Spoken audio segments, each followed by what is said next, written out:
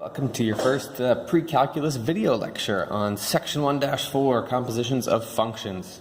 I'm going to try to do this as naturally as I can, but it's a little, I don't know, it can get awkward sometimes speaking in front of a video instead of to an entire class. But yeah, we're going to go through 1-4, take some notes on this, and I'm hoping that you're coming in ready to roll with the questions from the textbook when you get in here. So. We're going to paint a picture with the composition of functions using a scenario, one that you all understand. You've all done this before. You've gone shopping for jeans and you're thrifty shoppers, so you've got two different discounts you're hoping to apply. You got a $10 coupon in the mail, and the store is having a 40% off sale. You kind of know what to do with that, but we are going to mathify it, right? We're going to take this and turn this into to functions in math, right? So if x represents the initial price, right, of the jeans,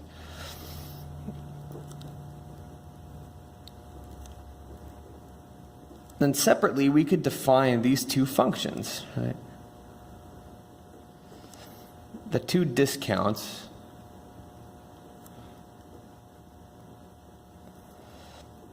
could be represented by functions.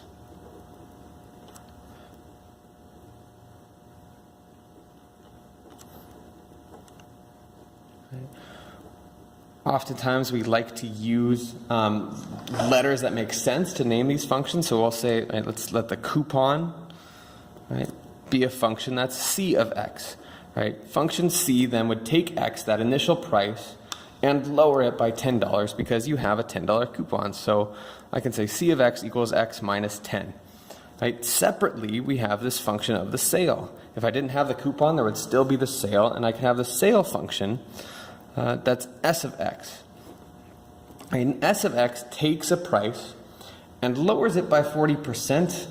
So 40% less than the 100% that you're paying is 60% as a decimal. That's 0.6. So you are paying effectively 60% of the cost, or 0.6 times what it costs before. Right? So suppose that you are shopping and you want to buy a $70 pair of jeans.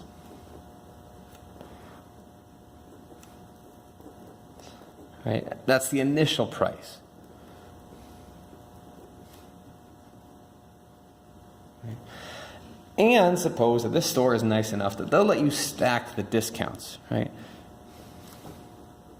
So we can do both the coupon and the sale. Right?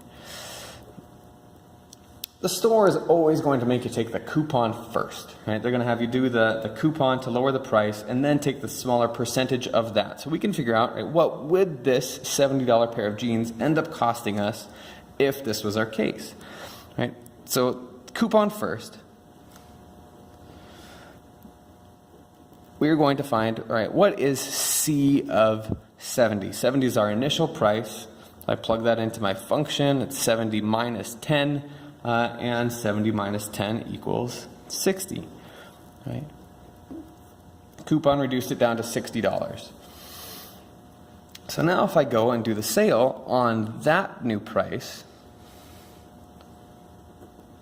I'm taking S of 60, which is 60% or 0.6 of 60, to give me a final cost of $36. This is the idea of compositions of functions, that I can do something to a input, and then that output becomes my new input to some second function, right? I can go multiple ways with this, right? This is how it might work if you had a coupon. But what if, example, your coupon was store credit instead? You just got like a $10 voucher to spend at the Gap. Right? That could go a little bit differently. If the coupon was store credit.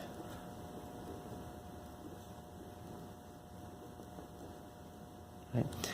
Then I would just be able to take the sale price of that $70 amount and then pay $10 with that credit, so I'd have a final cost that is coming out of my pocket.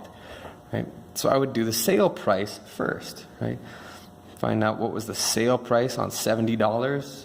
That's going to be 60% of $70, which comes out to $42. Right? Then if I have that store credit instead of a coupon, right? Well, it's still going to lower my out-of-pocket payment by $10 because it's $10 basically as like a Visa or something. Right? So I get this. It's going to be 42 minus 10 equals $32. I can see that they're not the same, right? It's the exact same two functions, but the amount that I end up paying is different. And it's also why the store will always make you take a coupon first and then do a sale, right? If they're stacking things on top of each other, they're going to try to make sure that they're still making the most money. Yeah, it's the same two functions. One takes something and subtracts 10 from it. The other one takes 60% of that. The order that I stack them in is going to matter, right? Both cases of this, right? Both of these are examples of a composition of functions. And we will define a composition of functions like this, right? What comes out of one function becomes the input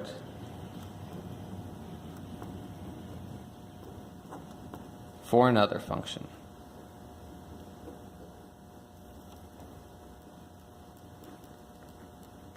This is the main premise for working around compositions of functions.